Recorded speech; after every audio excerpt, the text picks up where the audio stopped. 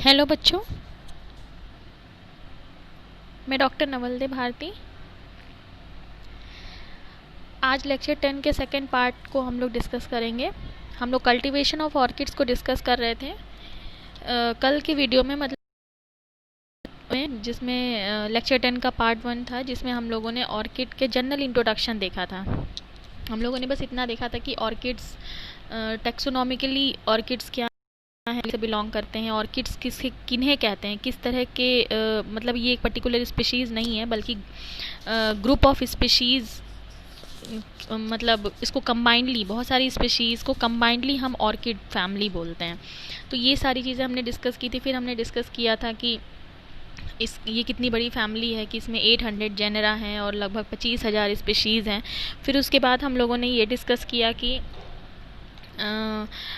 Orchids का origin centre कहाँ है। तो हमने देखा कि ट्रॉपिकल रीजन जो है इसकी सेंटर ऑफ ओरिजिन है, ट्रॉपिकल कंट्रीज़ में ये सेंटर ऑफ ओरिजिन है। और ये पूरे वर्ल्ड वाइड जहाँ भी ट्रॉपिकल एरिया है तो वहाँ वहाँ इसका बहुत सारी बायोडाइवर्सिटी देखने को मिलती है। जैसे कि साउथ अमेरिका है या अफ्रीका में भी कुछ स्पीशीज़ है। उसी तरह इंडो मलाया रीजन में के ट्रॉपिकल रीजन में भी इसकी बहुत सी स्पीशीज़ ओरिजिनेट हुई है। तो इस तरह से हम लोगों ने कल थोड़ा सा जनरल इंट्रोडक्शन देखा था ऑर्किड का। आज का ये जो लेक्चर है ये थोड़ा सा ज़्यादा इम्पॉर्टेंट है, इसको बहुत ध्यान से समझने की कोशिश करिएगा। हम लोग ऑर्किड्स के बारे में, उनकी बॉटेनिकल फीचर्स और उसकी इम्पोर्टेंस या इकोनॉमिक वैल्यू के बारे में डिस्कस करेंगे इस वीडियो में, ठीक है। तो चलिए स्टार्ट करें। Importance and economic value of orchids, है ना, कि ऑर्किड्स का महत्व क्या है और इसकी जो है इकोनॉमिक वैल्यू क्या है। क्यों हम ऑर्किड कल्टीवेशन को करें या क्यों हम इसको पढ़ें या क्या इससे हमें फ़ायदा है, इन सारी चीज़ों को हम इसमें डिस्कस करेंगे। कल हमने थोड़ा सा बताया था कि ऑर्किड्स में wide range of flower variation आपको देखने को मिलता है और इसके फ्लावर्स बहुत ही अट्रैक्टिव होते हैं। इसीलिए जो है as a cut flower international market में बहुत ज़्यादा डिमांड है ना। उसके साथ साथ हम कुछ और भी इम्पोर्टेंस और इकोनॉमिक वैल्यू है ऑर्किड्स की, जिसको आज के वीडियो में हम लोग यहाँ पर डिस्कस करेंगे। Orchids are valued for their highly decorative cut flowers. ये पॉइंट हम लोगों ने कल डिस्कस किया था कि ऑर्किड्स जो फ्लावर्स हैं ये बहुत ही ज़्यादा फैसिनेटिंग है, फैंसी हैं, अट्रैक्टिव होते हैं, डेकोरेटिव दिखते हैं, इसीलिए इनको हम as a cut flower use करते हैं, ठीक है। इनकी जो है as a cut flower demand बहुत ज़्यादा है और इसीलिए इसका प्राइस बहुत ज़्यादा है दूसरे कट फ्लावर्स के कंपैरिजन में। जो कमर्शियल हाइब्रिड्स हैं हमारे, क्योंकि कमर्शियल हाइब्रिड्स हैं जो ऑर्किड्स की, हमने कल बताया था कि क्योंकि ये बहुत ही वास्ट फैमिली है, लगभग 800 जीनस और 25,000 स्पीशीज़, इसमें से सारी की सारी हमारे लिए कमर्शियली इम्पॉर्टेंट नहीं है। कुछ स्पीशीज़ हैं जो कि कमर्शियल वैल्यू रखती हैं और उनका कमर्शियल कल्टीवेशन किया जाता है। कुछ जीनस हैं, है ना। ये तो वो कौन कौन से जेनरा हैं जिससे बिलोंग करने वाली स्पीशीज़ को हम कमर्शियल लेवल पर कल्टीवेट करते हैं। तो वो जेनरा है वेंडा, सिम्बीडियम, डेंड्रोबियम, कैटलिया और पैफियोपेडिलम, ठीक है। ये इम्पॉर्टेंट जीनस हैं या जेनरा हैं जिनसे बिलोंग करने वाली स्पीशीज़ का कमर्शियल लेवल पर कल्टीवेशन किया जाता है। इन जेनरा को थर्ड वीडियो में हम लोग डिटेल में देखेंगे कि वेंडा किस तरह का ऑर्किड है, सिम्बीडियम कैसा ऑर्किड है, डेंड्रोबियम कैसा ऑर्किड है, ये हम थर्ड वाले वीडियो में देखेंगे। अभी इतना जान लीजिए कि जो कमर्शियली इम्पॉर्टेंट जो जेनरा हैं वो यही हैं। The countries which produce orchid plants and flower on large scale are Singapore, Thailand, Malaysia और फिलीपींस। मीन्स कौन कौन से देश है जो कमर्शियल लेवल पर ऑर्किड्स के प्लांट का प्रोडक्शन करते हैं और फ्लावर्स का, वो है सिंगापुर, थाईलैंड, मलेशिया और फिलीपींस।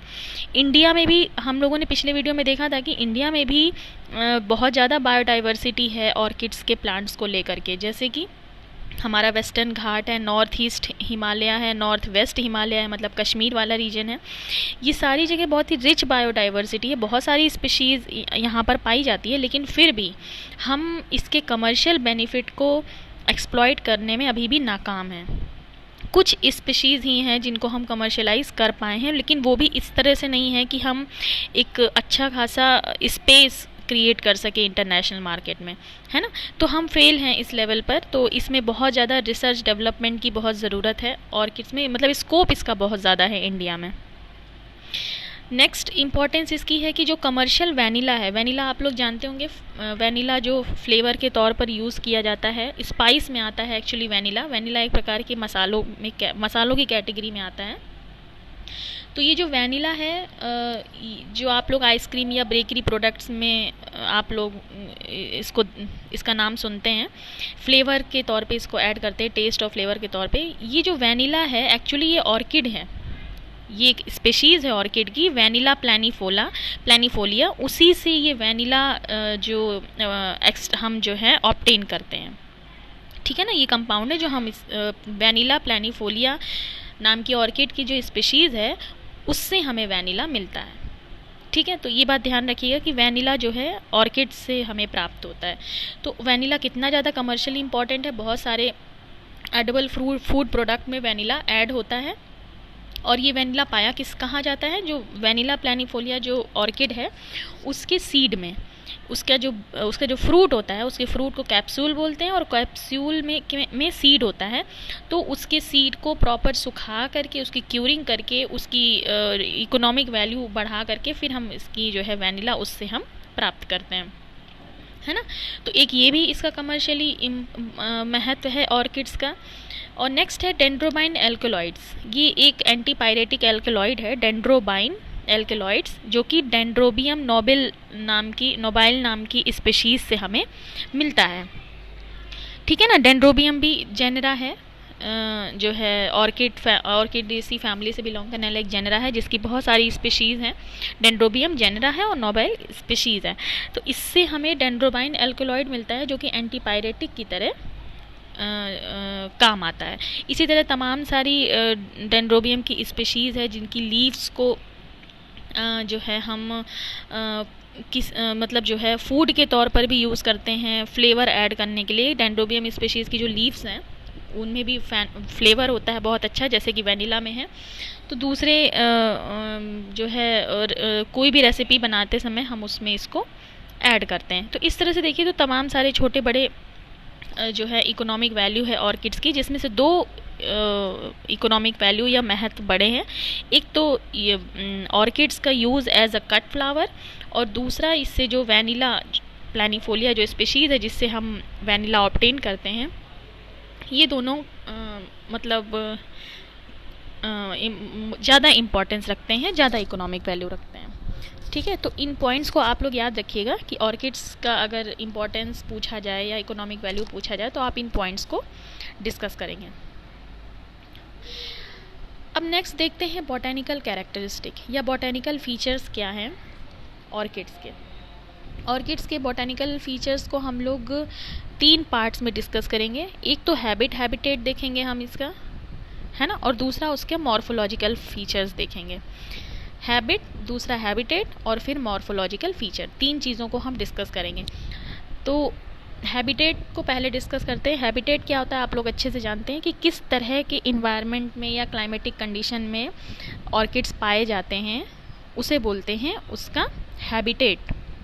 मतलब किस तरह के इन्वायरमेंट में या सॉइल कंडीशन में ये इनकी बायोडाइवर्सिटी आपको देखने को मिलती है। तो पहले हैबिटेट को डिस्कस करते हैं, उसके बाद हैबिट को डिस्कस करेंगे। तो फर्स्ट पॉइंट है, there are many orchids which are very beautiful belonging to different climatic zones and these can not grow under the same climatic condition. ये कह रहा है कि बहुत सारे ऑर्किड्स हैं जो कि बहुत डिफरेंट क्लाइमेटिक जोन से बिलोंग करते हैं, लेकिन सारे के सारे ऑर्किड्स ज़रूरी नहीं है कि उन सभी की सेम क्लाइमेटिक कंडीशन हो। जैसे कि मैंने बताया कि ट्रॉपिकल ह्यूमिड फॉरेस्ट जो रीजन है वो इनके लिए फेवरेबल है, लेकिन उसमें भी विद इन ट्रॉपिकल क्लाइमेट भी इनको बहुत ज़्यादा टेम्परेचर को लेकर के, ह्यूमिडिटी को लेकर के इनमें जो है अडेप्टेबिलिटी देखने को आपको मिलती है। तो ऐसा नहीं है कि एक स्पीशीज़ को या एक जेनेरा के से बिलोंग करने वाली सारी स्पीशीज़ को सेम क्लाइमेटिक कंडीशन में आप ग्रो कर सकते हैं, ऐसा नहीं है। हर जेनेरा से बिलोंग करने वाले जितनी भी स्पीशीज़ हैं लगभग सभी के लिए डिफरेंट वेरी करती हुई क्लाइमेटिक कंडीशन की रिक्वायरमेंट होती है। India with a vast geographic expanse and climatic zones ranging from tropical to temperate support a rich biodiversity of flora. India में ही ट्रॉपिकल से लेके टेम्परेट रीजन तक, आप ट्रॉपिकल रीजन से लेके टेम्परेट रीजन तक आपको ऑर्किड्स में बायोडाइवर्सिटी देखने को मिलेगी। जैसे कि आप नॉर्थ ईस्टर्न क्लाइमेट को देखिए तो वो कूल जो है tropical cool humid climatic condition है। नॉर्थ ईस्टर्न हिमालयन रीजन की अगर बात करें, जो सिक्किम आसाम वाला जो रीजन है वो कूल ट्रॉपिकल रीजन है ना, कूल ट्रॉपिकल रीजन है और ह्यूमिडिटी वहाँ ज़्यादा है। उसी के जस्ट अपोजिट अगर आप देखिए नॉर्थ वेस्ट हिमालयन रीजन में अगर आप देखेंगे तो वो जो है ड्राई टेम्परेट रीजन में वो आता है ना। उसी तरह सदर्न वेस्टर्न घाट वगैरह में या केरला वगैरह में देखिए तो वो ह्यूमिड जो है वार्म ह्यूमिड ट्रॉपिकल रीजन में आता है।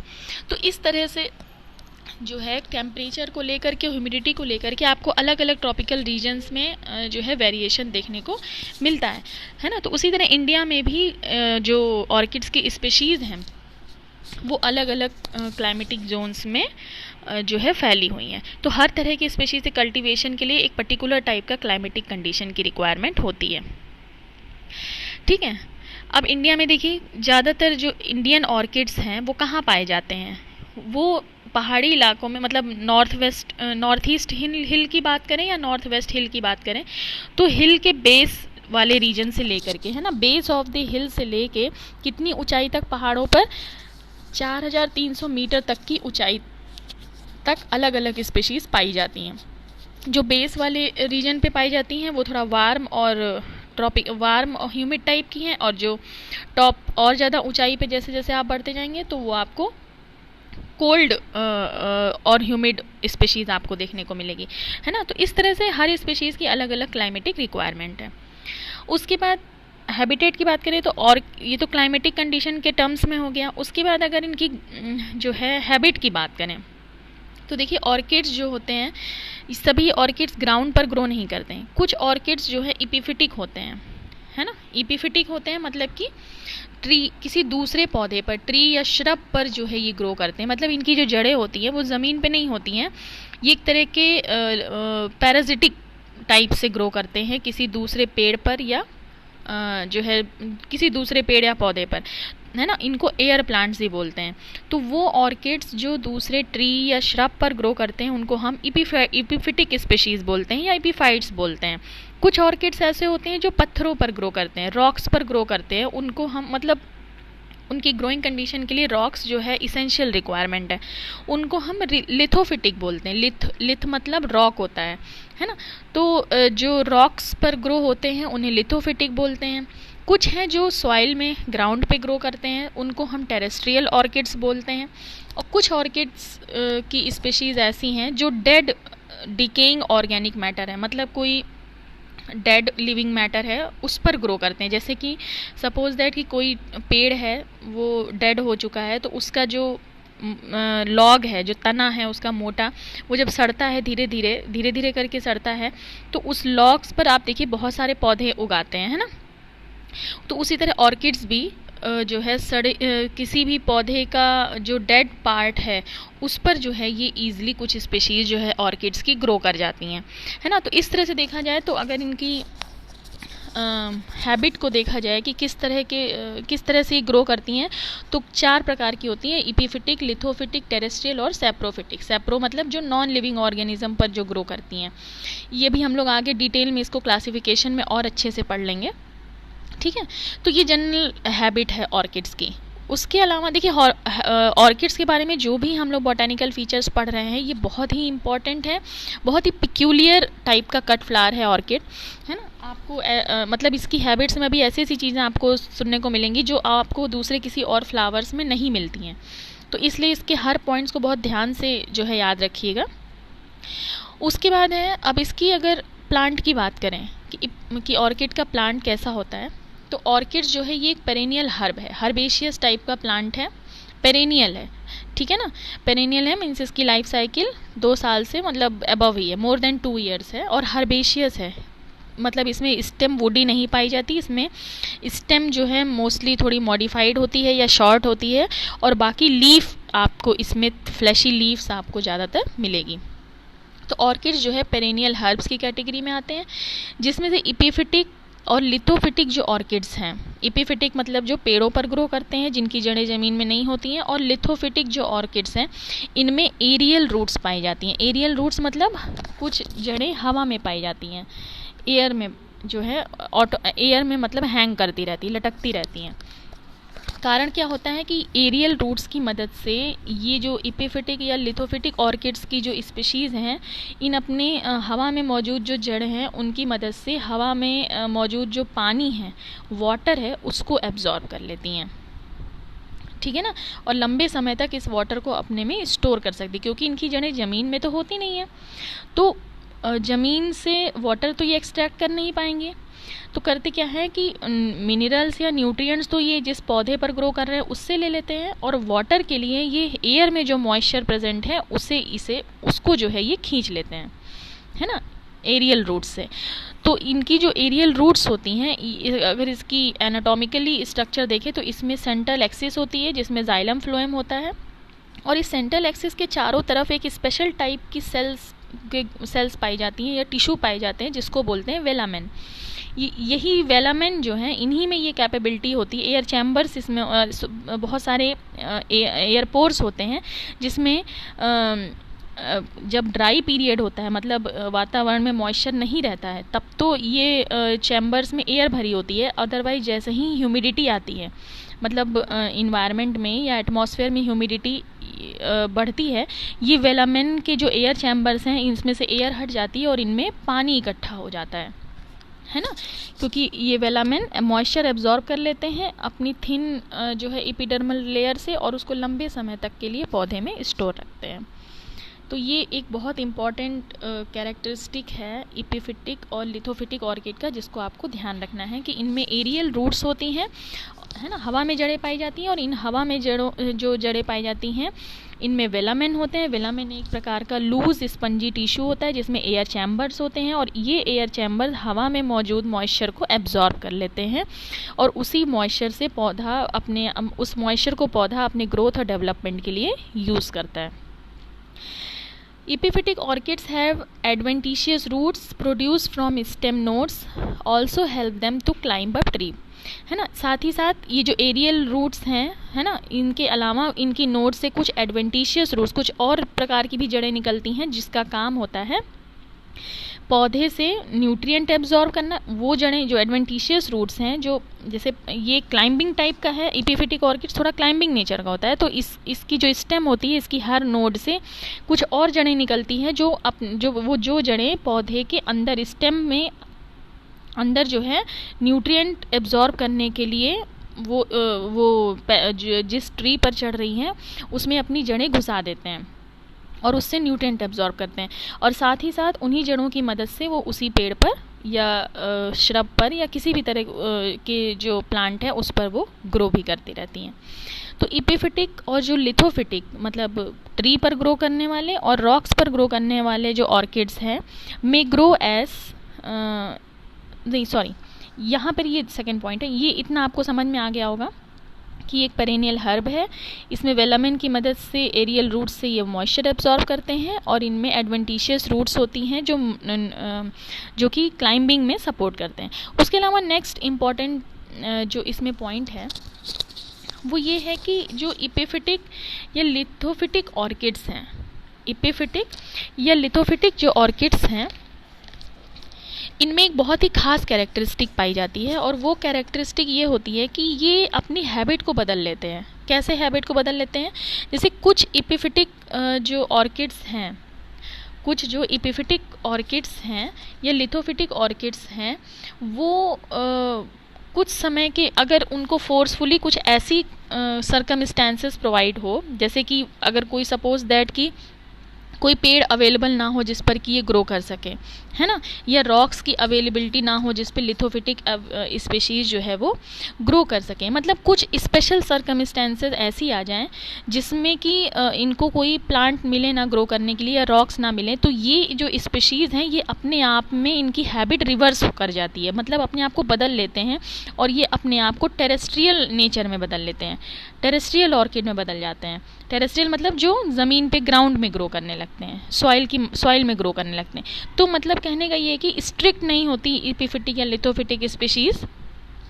वैसे ओरिजिनली ये एपिफिटिक लिथोफिटिक स्पीशीज़ जो है ट्री पर और रॉक्स पर ही ग्रो करती है, लेकिन इन स्पेशल सर्कमस्टेंसेस में या इन्वायरमेंटल कंडीशन में ये अपने आप को टेरेस्ट्रियल ऑर्किड्स में भी या टेरेस्ट्रियल प्लांट में भी कन्वर्ट कर सकती हैं, है ना। इनमें एरियल रूट ख़त्म हो जाती हैं और कौन सी रूट डेवलप होती हैं, ट्रू रूट डेवलप होती हैं, रूट हेयर्स डेवलप होते हैं जो कि सॉइल में ईजिली ग्रो कर जाते हैं, ठीक है ना। फॉर एग्जांपल जैसे कुछ स्पीशीज़ हैं, इपीडेंड्रम और सिम्बीडियम की कुछ स्पीशीज़ हैं जो कि एपिफिटिक भी हैं और समय आने पर ये जो है टेरेस्ट्रियल भी ग्रो कर जाती हैं। उसके अलावा कुछ ऑर्किड्स ऐसे भी हैं, टेरेस्ट्रियल ऑर्किड्स ऐसे हैं जो कि एपिफिटिकली ग्रो कर सकते हैं। कुछ ऑर्किड जैसे कि इपीडेंड्रम और वेनिला, कुछ नहीं, इपीडेंड्रम की कुछ स्पीशीज़ ऐसी हैं जो कि एपिफिटिकली ग्रो करते हैं, टेरेस्ट्रियल हैं, वो टेरेस्ट्रियल मतलब ग्राउंड में ग्रो करते हैं, लेकिन स्पेशल सर्कमस्टेंसेस में सपोज दैट कि उनके सीड या कुछ या प्लांट का कोई पार्ट जो है किसी ट्री पर आ जाए या पेड़ पर या श्रब पर रह जाए, तो वो वहाँ पर एरियल रूट्स डेवलप करके और वो एपिफिटिक स्पीशीज़ की तरह ग्रो करने लगते हैं। तो कहने का ओवरऑल मतलब ये है कि ऑर्किड्स की जो एपिफिटिक या लिथोफिटिक स्पीशीज़ हैं ये स्ट्रिक्ट नहीं है अपनी इस हैबिट को लेकर के, ये इंटरचेंज या रिवर्स होती रहती हैं, है ना, on the basis of special circumstances में। कुछ ऑर्किड्स कैसे हैं, जैसे इपीडेंड्रम और वेनिला की कुछ स्पीशीज़, ये जेनेरा के नाम है, इपीडेंड्रम और वेनिला, है ना। तो इनकी कुछ स्पीशीज़ कैसी हैं कि शुरू में तो ये टेरेस्ट्रियल टाइप में ग्रो करती हैं, मीन्स जो है ग्राउंड में ग्रो करती हैं, सॉइल में ग्रो करती हैं, लेकिन लेटर स्टेजेस में मतलब बाद के समय में इनकी जो ग्रोथ होती है वो एपिफिटिक हो जाती है। मीन्स अपनी लाइफ साइकिल में दो तरह की ग्रोथ हैबिट शो करते हैं, शुरुआत में टेरेस्ट्रियल टाइप की, बाद में एपिफिटिक टाइप की। तो देखिए ये बहुत ही पिक्यूलैरिटी है ऑर्किड्स की हैबिट को लेकर के, जिसको आपको ध्यान रखना है कि एपिफिटिक और लिथोफिटिक स्पीशीज़ को लेकर के, है ना। तो ये इन पॉइंट्स को आप लोग ज़रूर से ज़रूर ध्यान रखिएगा। और अगर कैरेक्टरिस्टिक्स पूछी जाए ऑर्किड्स की तो आप लोगों को इन सारी बातों को इसमें इंक्लूड करना है। उसके बाद नेक्स्ट पॉइंट है, अब स्टेम की बात करते हैं, रूट्स की बात हो गई, अब स्टेम की बात करते हैं कि जो है ऑर्किड्स में स्टेम कैसा होता है। देखिए ये इमेज आपको दिख रही है, ये ऑर्किड्स के ये इस तरह का टिपिकल एक ऑर्किड का प्लांट है, ऐसा होता है, ठीक है। अभी इसको हम डिस्क्राइब करते हैं, इसको ध्यान से इमेज देखिएगा। कह रहा rhizomes are found only in sympodial type of orchids which is primary stem. देखिए दो तरह के स्टेम वाले ऑर्किड्स होते हैं, एक सिम्पोडियल टाइप का होता है, दूसरा मोनोपोडियल टाइप का होता है। ये है सिम्पोडियल और ये सिम्पोडियल टाइप का ऑर्किड है और ये जो है मोनोपोडियल टाइप का ऑर्किड है।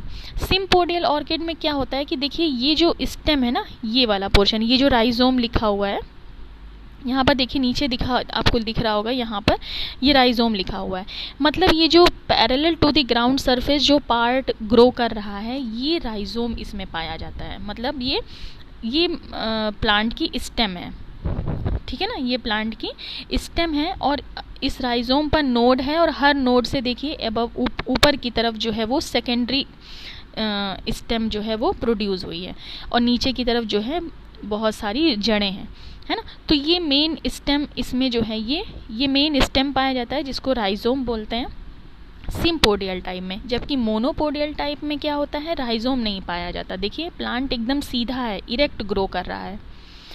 मोनोपोडियल में प्लांट एकदम इरेक्ट ग्रो कर रहा है, यहाँ पर स्टेम है वो सीधा सीधा ऊपर की तरफ वर्टिकल ग्रो कर रहा है, और जबकि यहाँ पर सिम्पोडियल टाइप में स्टेम जो है parallel to the ground surface grow कर रहा है, ठीक है ना। तो जो सिम्पोडियल टाइप है इसमें स्टेम की हर एक नोड से ब्रांचेस भी प्रोड्यूस हो रही हैं और रूट भी प्रोड्यूस हो रही हैं। जबकि मोनोपोडियल में देखिए कि स्टेम वर्टिकल ग्रो कर रहा है, स्टेम के बेस से रूट्स हैं और अबव दी जो वर्टिकल पार्ट है उससे लीव्स प्रोड्यूस हो रही हैं, है ना। तो ये दो तरह की ग्रोथ हैबिट आपको स्टेम के टर्म्स में आपको देखने को मिलेगी ऑर्किड्स में। तो ये वहाँ यही कह रहा है कि rhizomes are found only in sympodial types of orchids. जो सिम्पोडियल टाइप्स के ऑर्किड्स हैं आपको उसी में सिर्फ राइजोम मिलेंगे जो कि प्राइमरी स्टेम कहलाती है। ये मतलब प्राइमरी स्टेम कहलाती है। और इसी स्टेम की नोड से जो दूसरा आपको ग्रीन कलर के ऊपर लीफ टाइप स्ट्रक्चर दिख रहा है वो लीफ नहीं है एक्चुअली, लीफ उसके भी ऊपर है।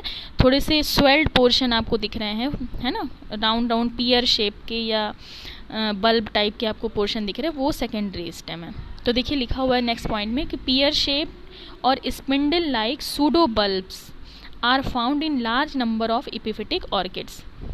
कि जो सिम्पोडियल टाइप की जो एपिफिटिक ऑर्किड्स हैं उसमें आपको बहुत सारे आपको सूडो बल्ब्स दिखेंगे। सूडो बल्ब्स मतलब ट्रू बल्ब्स आप लोग जानते हैं। बल्ब क्या होता है? अंडरग्राउंड मॉडिफाइड स्टेम, है ना, जो जिसमें कि एक डिस्क लाइक स्टेम हो और जिसमें लीफ जो है फूड स्टोर करके बल्ब का शेप बना लेती है, जैसे कि प्याज, है ना। वो बल्ब ट्रू बल्ब है, पर ये दिखता है थोड़ा सा बल्बस टाइप का, पर ट्रू बल्ब नहीं होता। इसीलिए यहाँ पर कह रहा है सूडो बल्ब। सूडो बल्ब मतलब फॉल्स बल्ब, मतलब असली में बल्ब नहीं है, सिर्फ बल्ब जैसा दिखता है। तो यही कह रहे हैं कि पियर शेप या स्पिंडल शेप के सूडो बल्ब बहुत सारे पाए जाते हैं सिम्पोडियल एपिफिटिक ऑर्किड्स में, है ना, जो कि एक्चुअली सेकेंडरी स्टेम है। ये वाला पोर्शन इसको कह रहे हैं ये सेकेंडरी स्टेम है, सूडो बल्ब्स है। देखिए लिखा भी हुआ है सूडो बल्ब्स हैं। The leaves are borne either all along the pseudo bulbs और एट द एपेक्स। और जो लीव्स जो प्रोड्यूस होती हैं वो कहाँ पर प्रोड्यूस होती हैं? इन्हीं सूडो बल्ब्स के ऊपर वाले पोर्शन पे ही देखिए ये लीव्स हैं, ठीक है ना, ऊपर लिखा हुआ है। ये जो है यहाँ पे साफ साफ लिखा भी हुआ है कि ये जो है ये लीव्स हैं जो कि सूडो बल्ब्स के ऊपर है। तो प्राइमरी स्टेम जो राइजोमेटस टाइप का है, फिर सेकेंडरी स्टेम जो थोड़ा बल्बस टाइप का है जिसको सूडो बल्ब बोलते हैं, और उसके ऊपर लीव्स है। और नीचे की तरफ देखिए राइजोम से जस्ट नीचे बिलो दी सरफेस वो रूट्स हैं। तो इस तरह इस सिम्पोडियल ग्रोथ हैबिट का जो ऑर्किड होता है वो ऐसा होता है। और इन्हीं लीफ की एक्सिस से देखिए फ्लावर भी प्रोड्यूस होता है, जिसको कि मेनली हम लोग कमर्शियली हमारे लिए इम्पोर्टेंस है ना। उसके बाद नेक्स्ट पॉइंट में क्या है? The epiphytic orchids leaves are thick, मतलब मोटी होती हैं, फ्लैशी होती हैं, made up of hard cuticle. इसके ऊपर क्यूटिकल की लेयर होती है बहुत, ताकि थिक होती है, फ्लैशी होती है कि इनमें जो वाटर एब्जॉर्ब है वो वाटर लॉस ना होने पाए, इसीलिए एक हार्ड लेयर होती है क्यूटिकल की, है ना, वाटर लॉस को रोकने के लिए। अब उसके बाद देखिए मोनोपोडियल ऑर्किड में क्या है? मोनोपोडियल ऑर्किड में stem vertical to the surface grow करता है, स्टेम के बिलो जो है रूट्स पाई जाती हैं, और स्टेम की हर नोड से आप देखिए लीव्स आपको ओरिजिनेट होती हुई दिखाई दे रही हैं, ठीक है। इनमें सूडो बल्ब्स आपको देखने को नहीं मिलेंगे, इनमें लीव्स ही होती हैं और हर लीव की एक्सिस से आप फ्लावर आपको देखने को मिलेगा, ठीक है ना। तो ये मोनोपोडियल ऑर्किड होते हैं और ये सिम्पोडियल। तो इमेज से आप लोग ध्यान रखिएगा सिम्पोडियल ऑर्किड की ग्रोथ हैबिट कैसी होती है और मोनोपोडियल की कैसी होती है, ठीक है। और लीफ को लेकर अंतर है कि जो मोनोपोडियल ऑर्किड है इनकी लीव्स साइज में लंबी ज़्यादा होती हैं एज़ कम्पेयर टू सिम्पोडियल। अब चलिए ऑर्किड्स के फ्लोरल पार्ट की अब डिस्कस करते हैं। ये तो वेजिटेटिव पार्ट का डिस्क्रिप्शन हो गया, रूट का, स्टेम का और लीफ का। अब इसके फ्लावर पार्ट्स को डिस्कस करते हैं कि ऑर्किड का फ्लावर कैसा होता है। The orchid flowers has in, यहाँ पर has होगा, the orchid flowers has incredible ability to mimic insect, birds etc. देखिए ये बहुत ही एक इम्पॉर्टेंट कैरेक्टरिस्टिक फीचर है ऑर्किड्स का कि ऑर्किड के जो फूल होते हैं उनके पास एक क्षमता होती है अपने स्वरूप को बदलने की। किसकी तरह? किसी इंसेक्ट की तरह या किसी बर्ड की तरह अपने आप को, मतलब इनका फ्लावर का जो शेप है वो बदल सकता है, मिमिक कर सकता है, मिमिक्री कर सकता है।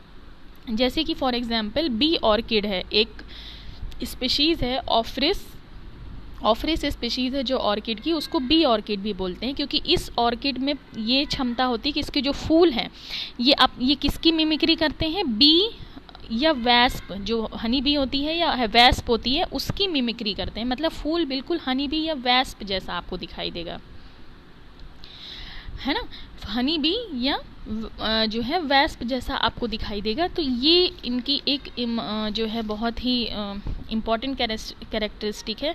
कुछ स्पीशीज़ ऐसी भी होती हैं जो किसी फीमेल इंसेक्ट के जैसा अपना मॉर्फोलॉजी बदल लेते हैं, कुछ फूल ऑर्किड्स के फ्लावर, और उससे एक ऐसी ओड्योर या ऐसी एरोमा प्रोड्यूस करते हैं जो कि सच में रियल उसी इंसेक्ट के मेल को अट्रैक्ट करते हैं वो फ्लावर।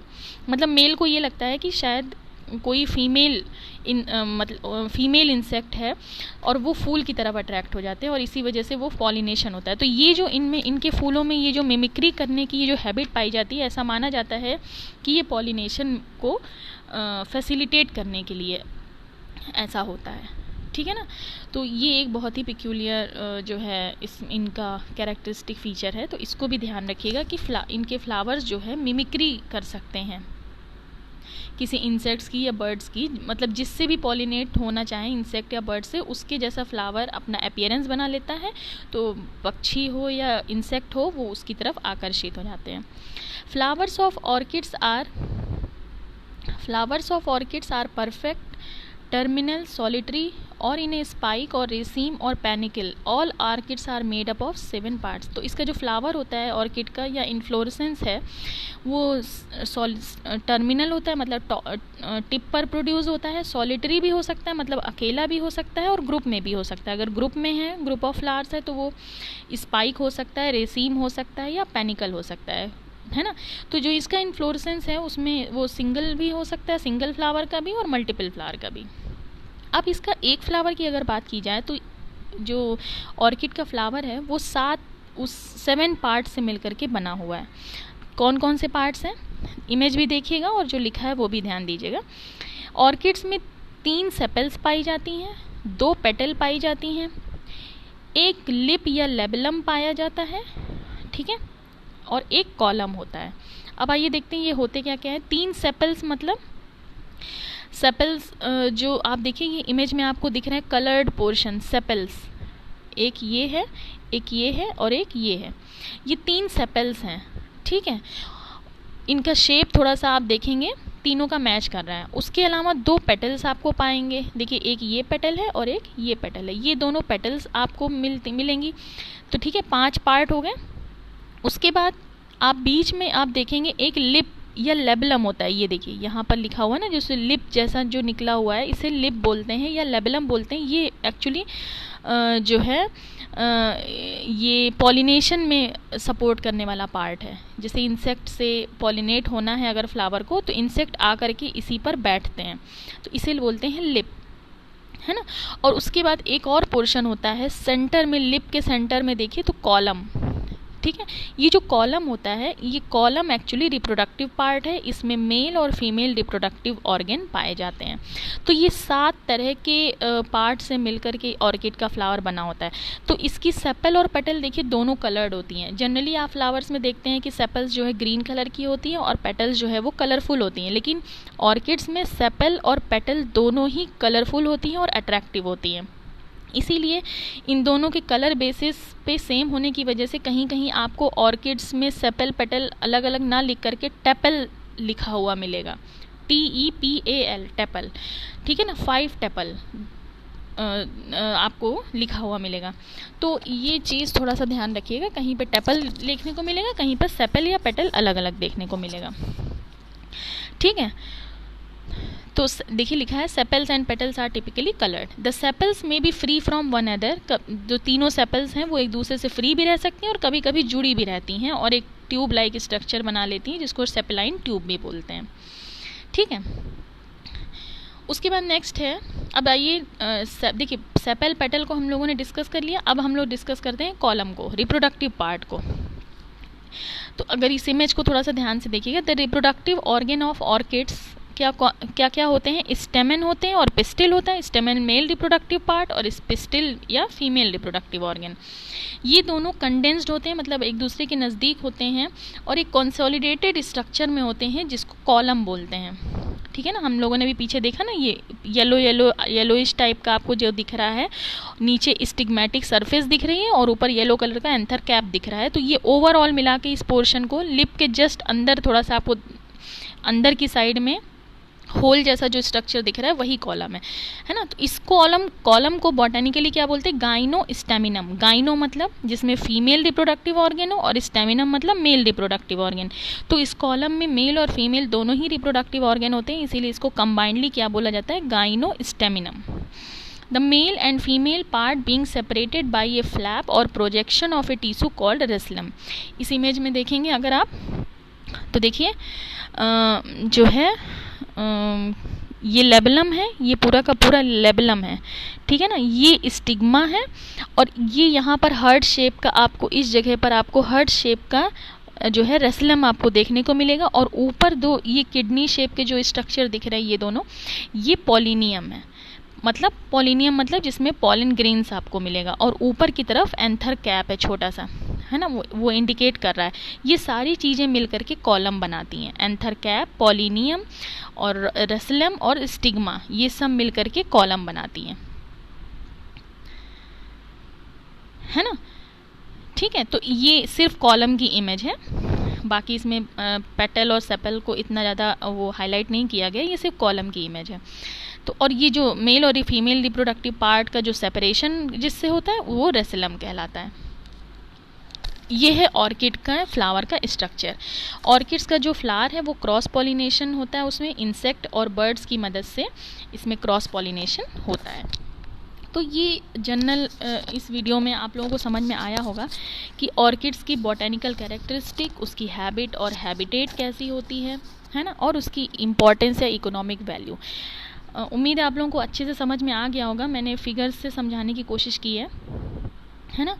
उसके बाद नेक्स्ट वीडियो में हम लोग आगे की चीज़ें देखेंगे कि जो हम लोगों ने ये पढ़ा था कि कुछ ऑर्किड्स की स्पीशीज़ जो कमर्शियली इंपॉर्टेंट स्पीशीज़ हैं, जैसे कि वेंडा, सिम्बीडियम, डेंड्रोबियम, कैटलिया, जिनका की कल्टीवेशन प्रैक्टिस जिनका की कल्टीवेशन किया जाता है फॉर कट फ्लावर के लिए, तो ये स्पीशीज़ कौन सी हैं और ये जेनेरा कौन से हैं, इनसे बिलोंग करने वाली स्पीशीज़ क्या हैं और क्या कैरेक्टरिस्टिक फीचर है, इनका फ्लावर कैसा होता है। तो ये सारी बातों को हम लोग तीसरे वीडियो में जो है डिस्कस करेंगे।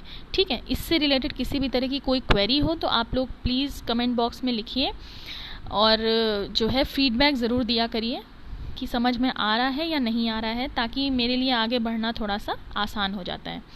Okay, thank you.